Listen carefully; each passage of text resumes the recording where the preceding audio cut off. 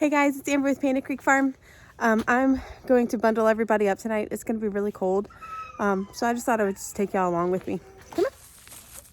Come here. Everyone's so loud. Hey, Panther. Hi, sweet girl. Hi. So the way our goat barn is set up, it stays pretty warm in here, believe it or not, even though the back of it is open. Like, you can see this part is open, but they still have a huge stall in here. They can kind of bundle up in. What I do is I like to kind of make some hay like over on this corner, and really just kind of pile things up so that they have somewhere that they can kind of bed down at.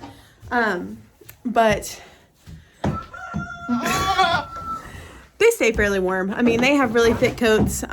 Goats do better in the cold than they do in the heat, really. The main thing you have to watch out for is like pneumonia. Pneumonia is like a silent killer of goats. This lunatic, she just always acts like she's starving, even though I promise she's not. Look at that little cute thing. Oh my God. It's so cute. Oh my God.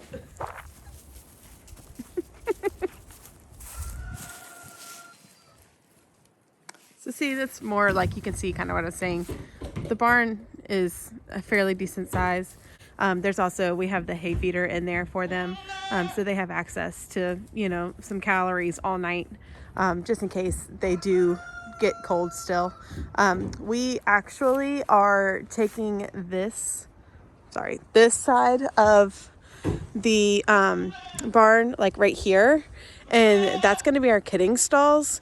So we're taking it off the back there, and then we're going to take and do like another paddock down in the ravine, and come up this way so that the babies have somewhere that we can turn them out without mamas, because we'll kid share, but we'll keep babies from mom overnight so that we can milk them first thing in the morning. So if you look, like this side is going to be divided into 2 stalls and then go back that way. And then this one over here, we're going to leave large, so that we can pin all the babies up at night, in one stall. And then that'll be this big girl's, fancy. That'll be her kidding stall over there. I swear it's cold and I'm just over it. I wish these trees had leaves on them again.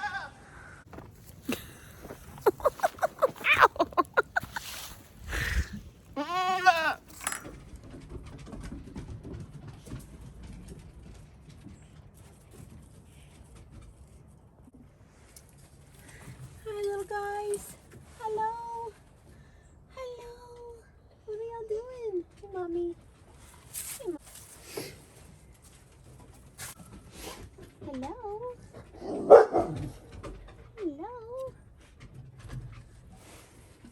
These little guys are so freaking cute.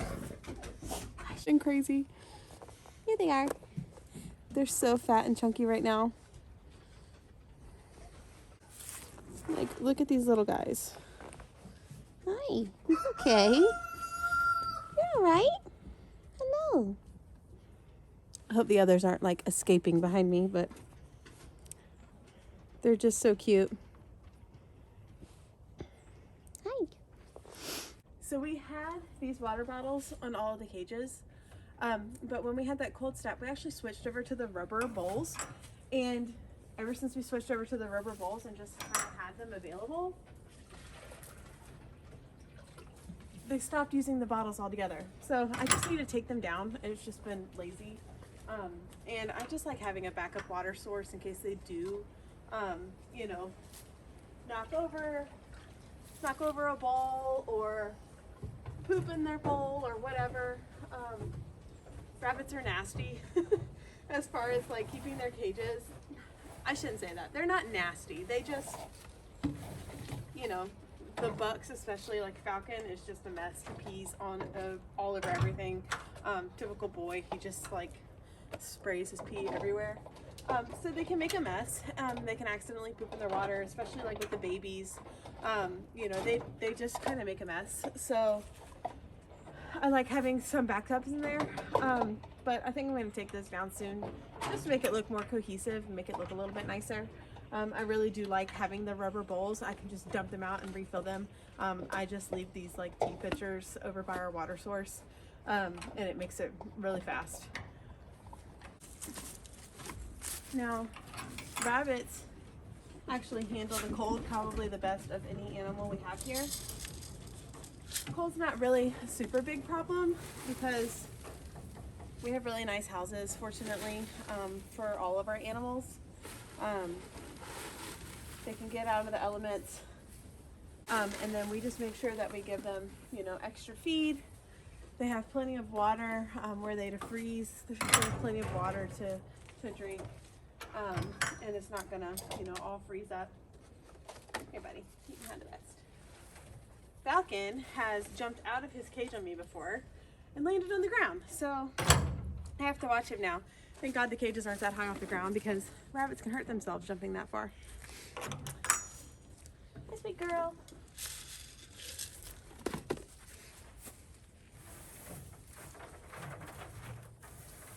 Miss Flora here, Miss didn't get bred her first round.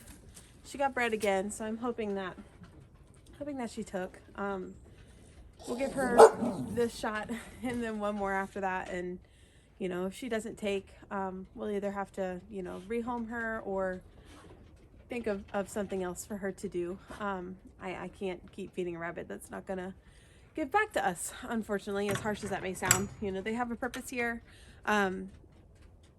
Our plan for our breeders is to have them forever, to not ever process them. They live out their lives here, you know, forever and have a home with us.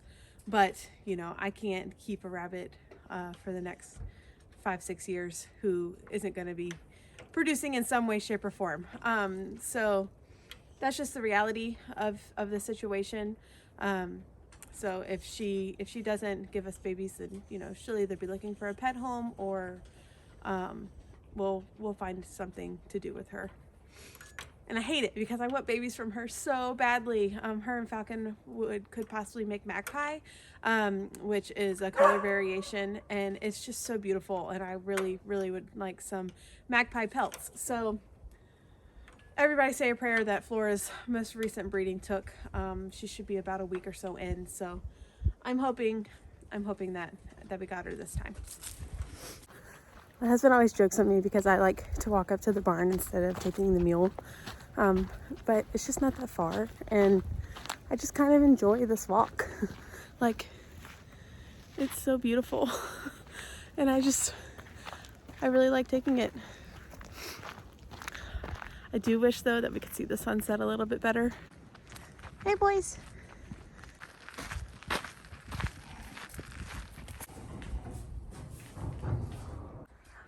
We have this same little Carolina wren that comes back every year and builds a nest right there. So I actually have to take Pancake's feed out to him.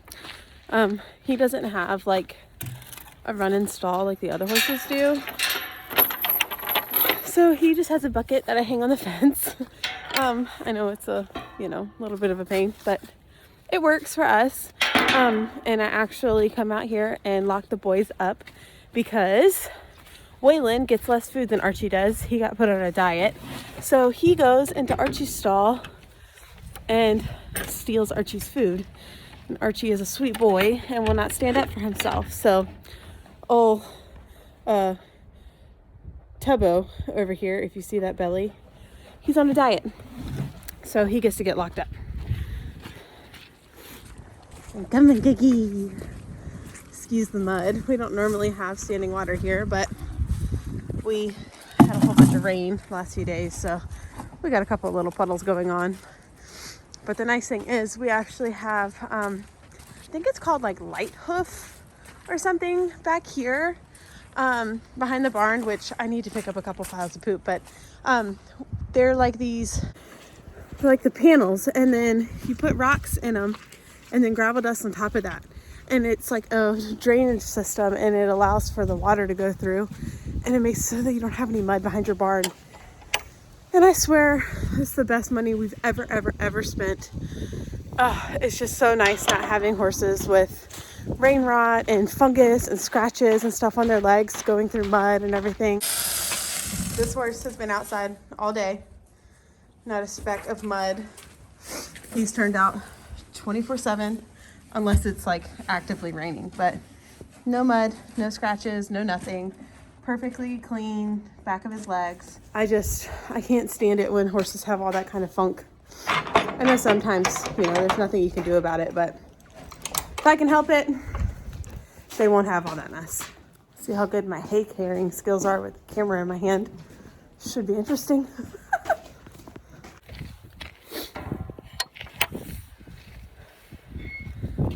I love like the golden hour.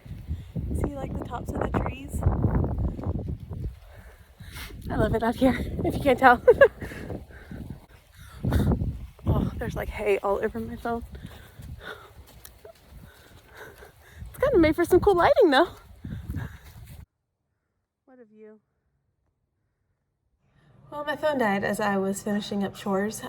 So getting ready to feed the family. You can see my sourdough and my incubator on the counter over there. But I'm getting ready to feed everybody and turn in for the night. It's gotten really cold out, so we've got the wood stove going. I hope everybody has a great rest of their Friday and happy weekend. Bye.